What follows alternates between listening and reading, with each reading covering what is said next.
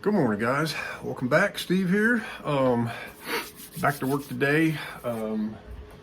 See, yesterday I had to go to the dealership and I went ahead and bought 4 of them since they had like 8 of them in stock. So I bought 4 little oil pump mounting gaskets. So next time I'm doing this, I don't run out or don't have one. So I went and got those gaskets and put the camshafts and lifters and everything and the cam cover on the engine yesterday. I didn't really film that because there's a ton of videos already on how to set up your camshafts. It's overdone already. So today we're gonna work on the cylinders. Yesterday you can buy these on Amazon or anywhere online, really. This is I want to say a 320 grit ball hone. You can get them size specific to the boards you want to use. I can use them on these 1275s. I can also use them on 1200 stock bore cylinders. A little tight, but it can still be done. So when you're using these things to hone a cylinder, again, there's probably videos out there on that. Basically what I do is I get this wet with WD-40. I'll get the cylinder wet with WD-40 or any kind of spray, oil, penetrant, whatever. And I get it in the vise, I get it in, I give them 10 good strokes, 1, 2, 3, 4, and so on. And really all I was doing was cleaning up there were a few scratches along the skirts, a little bit of scuffing, and I think that was because I didn't have my timing set up right. I might have got a little scuff on the pistons because of that, which is going to definitely be remedied this time around. And also a little bit of glaze and stuff, you know, from a year and a half of use. So I went ahead and put a fresh hone on them. Again, because I'm changing pistons and new rings, so you always want to start with a fresh hone. Now, after you're done honing these, you want to wipe them out with a paper towel or whatever. And I take them in the house to the sink and use hot soapy water, and I've got a special scrub brush. You don't want to use your wife or girlfriend's kitchen scrub brushes on this stuff. She will not like it. So scrub them out real good with hot soapy water and wipe them down. I brought them back out here. You can take and fold up some paper towels and you put some motor oil on it, okay, and you stick it in the cylinder and you wipe. You just keep wiping this and you keep flipping the towel and you keep changing it until you no longer get any of that black gray color on your paper towel, because what that does is when you're wiping these down with oil on a paper towel, it pulls all that grit. Believe it or not, there's still grit in there, even after scrubbing them real good with a hot soapy water and a brush. It pulls all that grit from the hone out of the cylinder crosshatch. So you want to do that. You don't want to skip that. Just keep wiping until your paper towel comes out clean. You know, with a reasonable tiny little amount of gray to it is okay, but that first swap, you're really getting a bunch of junk out of there. You don't want to skip this part, because this will wreck your cylinders and pistons if you leave that grit in there, okay? So you definitely want to do that. Now, what I'm going to do is start gapping my rings. So stick around, we'll get into that. Okay, so I've basically got everything set up here. I got my 3 pertinent feeler gauges dug out here. Top ring, this is recommended settings by Hammer, okay? Top ring is 19 thousandths, second ring is 22, and your oil retention rings there's really thin ones that go on either side of the control ring, are going to be gapped at 15 thousandths. Now I think these things come a little bit oversized so that they can be file fit. So we're definitely going to have to be doing some stuff there. Now, these are 2 different thicknesses. This is how I determine which one was the top and which one was the second ring, because there's really no instructions or markings or anything like that. They all have a part number or whatever on them, so we'll make sure that's all facing up. Again, this is a top ring, and this one won't fit in the top ring groove, so that makes it the second ring because it's a little bit bigger, a little thicker rather. If I could see here, there we go. There's our second ring, and so we'll start with the top. You have to get it in the cylinder, and there's a lot of people out there doing this that are buying a squaring tool to square the ring rather in the cylinder. I would like to say that I could just use the piston to locate, but it's got quite a dome on it, but we'll try it anyway, just to square the ring up. Nope, that's not really working.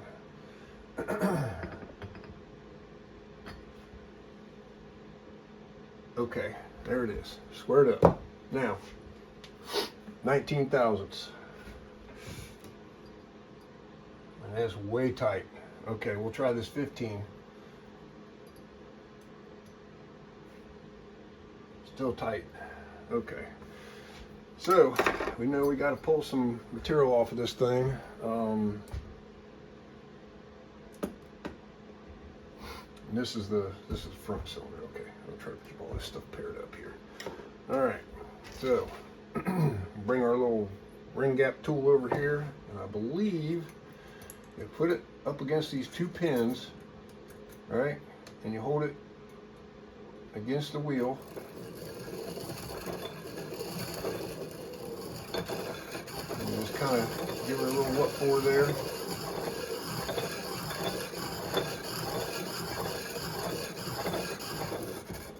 How much it'll take, but you should probably get something to deburr these things with too. Let me see what I got here.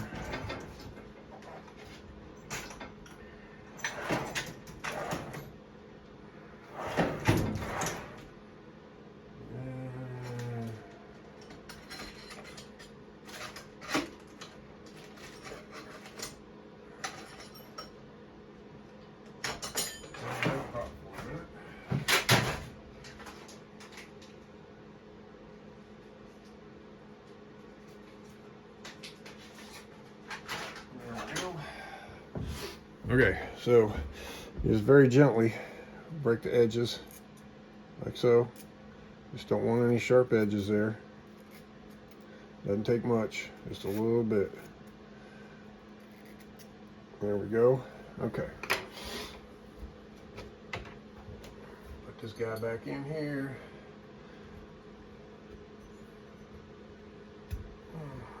All right, use a piston, square him up.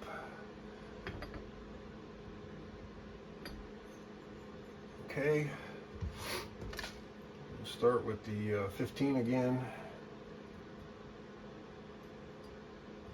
Okay, I can get the 15 in it.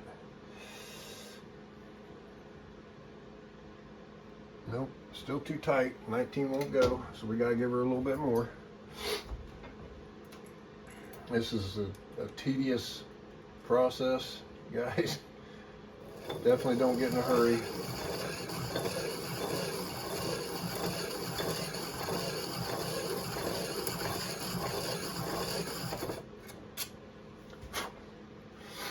Okay, knock the edges off. Make sure it's not burred up.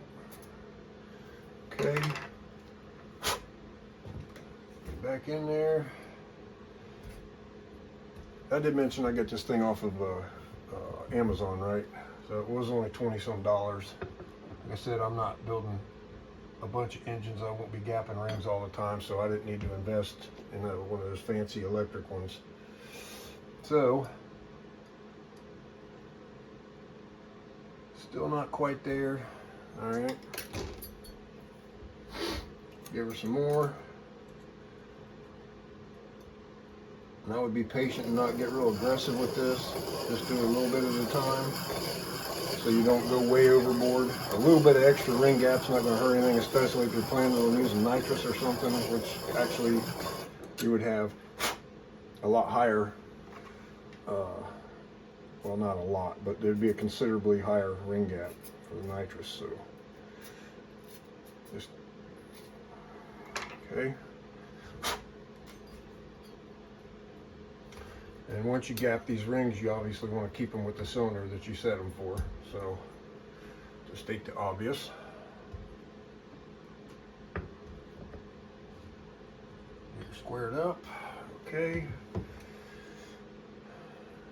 19.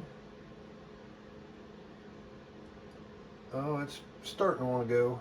Not quite. Still got a ways to go. Alright. You guys can see how this is really tedious. Takes a lot of time.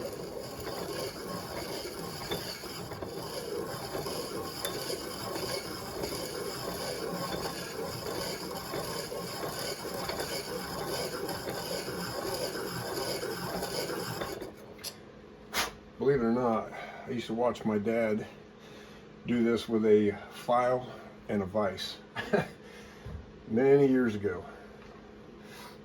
But it's so easy to get them out of line, out of parallel with each other. It's just not worth it. For 20 some dollars, this little tool here will do the job just fine.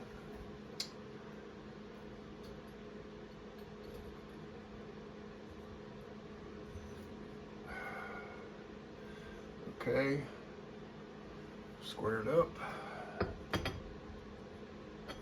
All right. There it is. 19's just a little on the loose side. I like it. It's perfect. Top ring's done.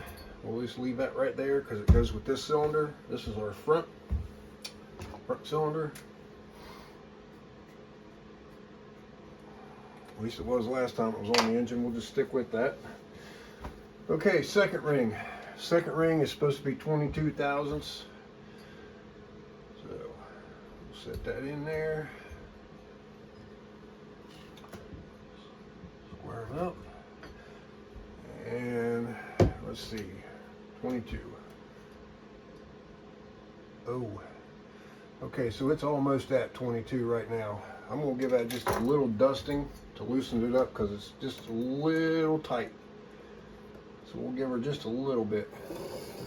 Just a little bit. Okay. No, it's not really leaving any sharp edges on there.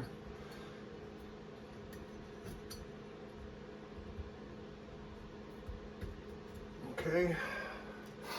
Square it up.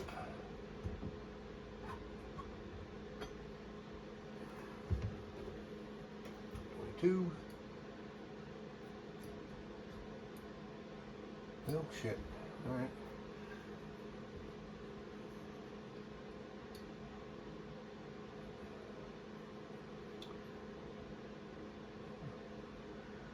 That's funny. I'm doing it all now. Okay.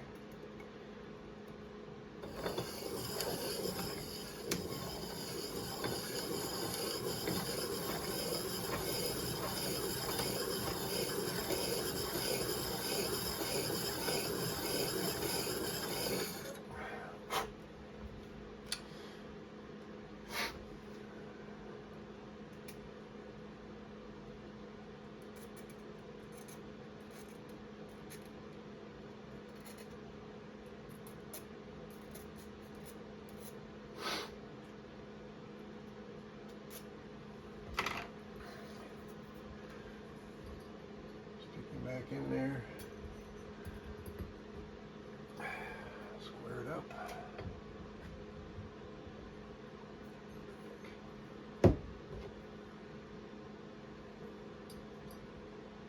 All right, there it is.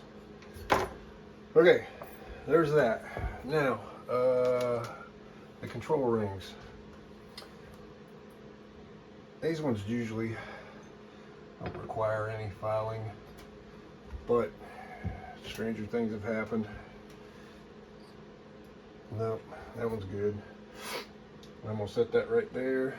That's my one of my control rings.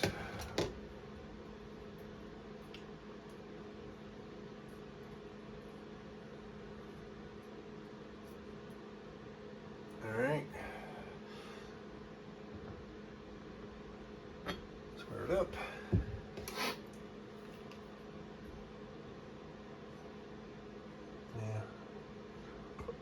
These don't have the tension that the other ones do. Okay, those are good, verified. Okay, now we have everything for our front cylinder. Now, on the piston itself, you notice I have an F marked here. This is the larger valve pocket. The front cylinder, okay, you guys know, on the intake, or the cylinder head is on the intake valve is on the left side. So this is my orientation mark, so I know that the piston goes this direction, so that the intake valve is here. I marked it with an F, so it goes with this cylinder, and I did the same thing with the rear. You can see the bigger valve pocket for the intake. Okay, so there's that. And I also know that I'm going to be assembling the engine from the push rod side. So when I put my wrist pin retaining ring in here, my first one, I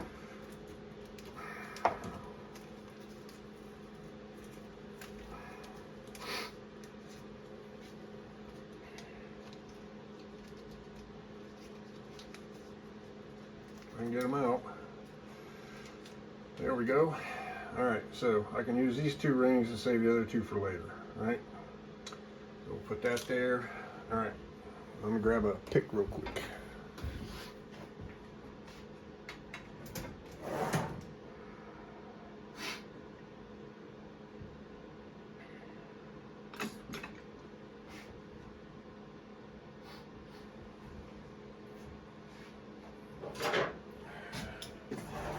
All right, so I got a couple different picks here.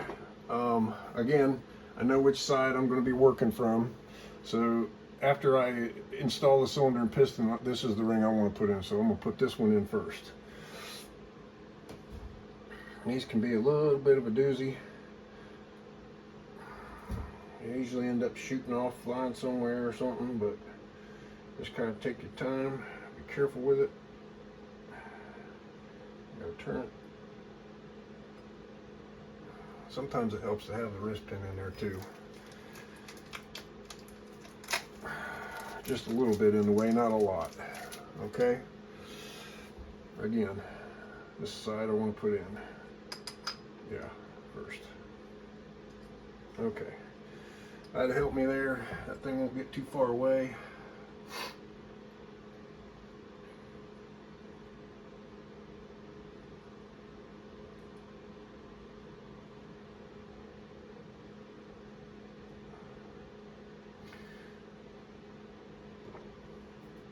There ain't really no good way to explain this or describe it. It's just a huge pain in the ass. I kind of miss the days where you could get a nice spiral lock or even a pin button. Those were really nice. It's just a matter of getting the right angle on it and get it in there. Okay, I give it a couple taps, make sure it's seated. All right, there's that. Okay, so again, this orientation, this pin's in, or circlip rather, is in, so that I can do my assembly from this side. Okay, so putting the rings on this dude. You start with this little control ring, or this little retention ring, excuse me. Put it in there, and there's probably some pretty good videos out there on how to do this, but you don't want to, the way these things are shaped, you really don't want to overlap those things. You want to make sure they butt against each other, okay? And then obviously you don't want the gaps anywhere near each other. You want them opposite. There's, I'm sure, a proper timing method for this, but I just try to get them on opposite sides of each other so they're not blowing by, rather. I gotta find that one so I can be away from it. There it is. Okay, we'll do this one this way.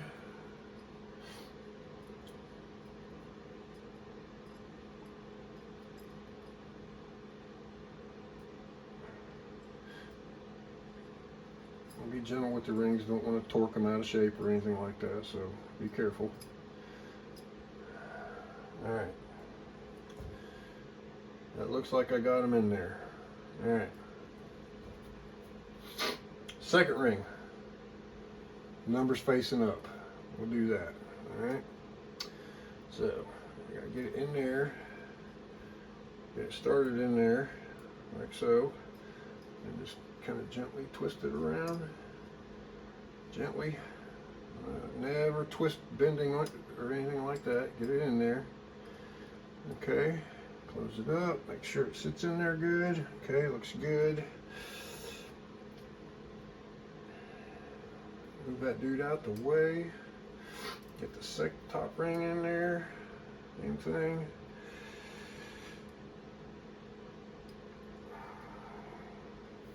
Again, being real careful.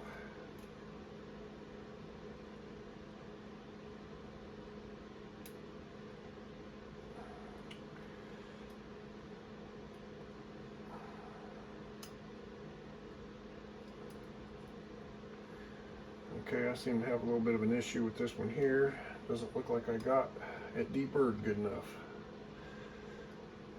I'm gonna have to get that back out of there. I can.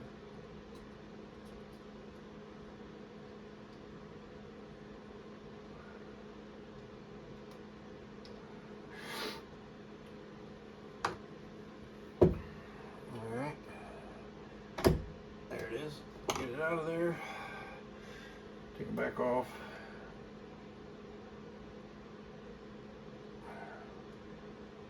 Well, easier said than done, I reckon. There we go.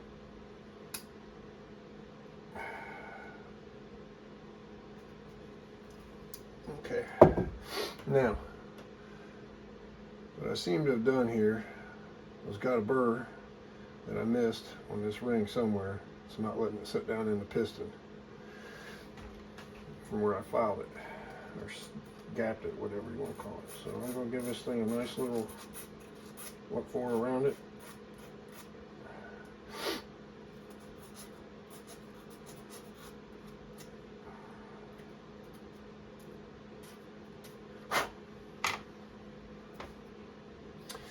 Let's just verify before we even put it back on there that it'll go in that gap.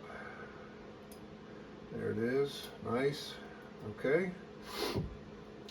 Letters up. This is really hard to see. I'm not gonna lie, guys. It's really hard to see. My old eyes aren't what they used to be.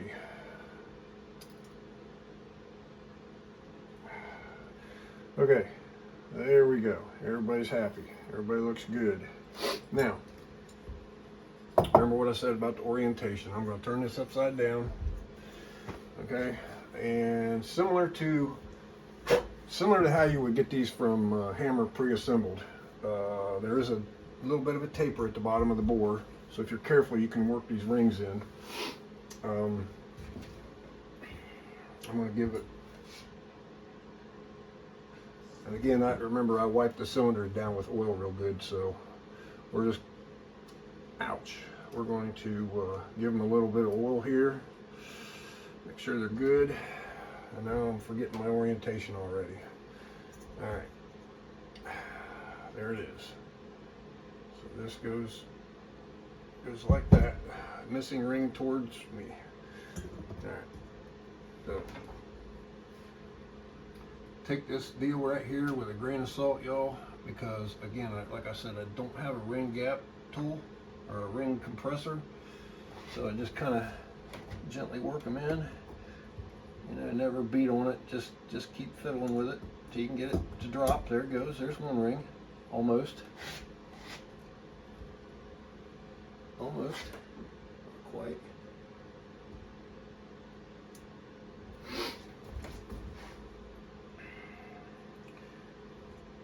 Alright, sticking out quite a bit over here, so it wasn't even close. There we go. Just kind of wiggle it a little bit. Get this guy in there.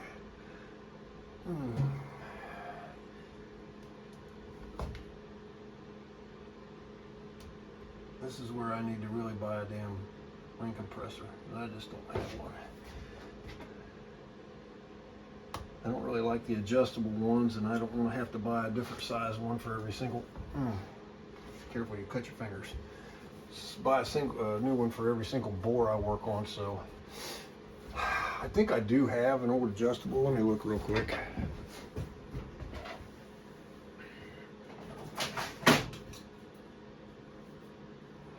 Lo and behold, I do.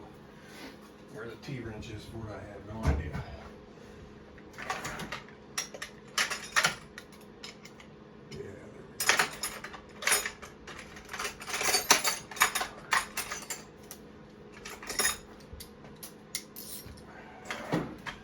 All right, so we may give this old jalopy a try. I don't even know if it'll pull down enough to even work on this. Maybe, we'll see. I almost hate to pull that back out of there, but here we go.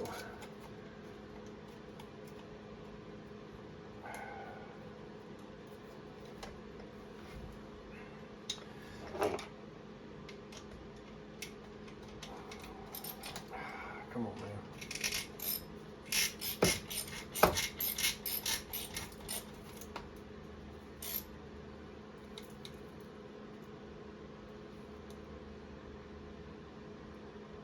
I don't love it. I don't love it. It doesn't look like it's doing its job. But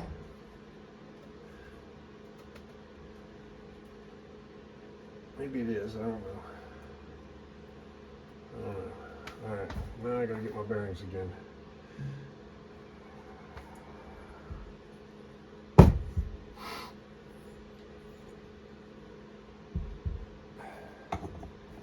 don't think this is the...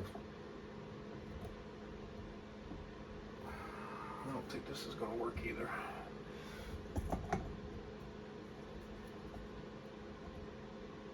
Oh!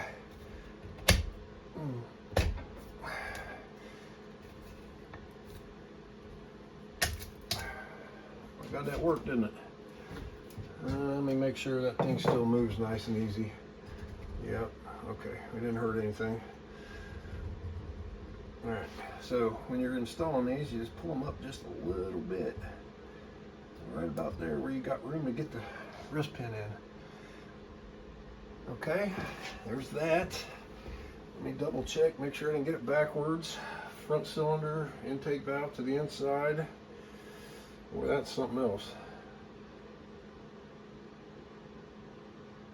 I don't know how I feel about that. I don't know. But it is moving. It's not binding up, so I didn't pecker up any rings. I had to force it in with a hammer, so that's a good sign. Just pushed it in with my hand. Okay. So we'll let that ride. Front cylinder's ready to go on. All right. Hope that explains the gist of it there, guys. I'm going to do the other cylinder off camera and catch up with you guys later when we're doing squish band and picking the base gaskets and all that stuff. So see ya, or stick around. We'll be back.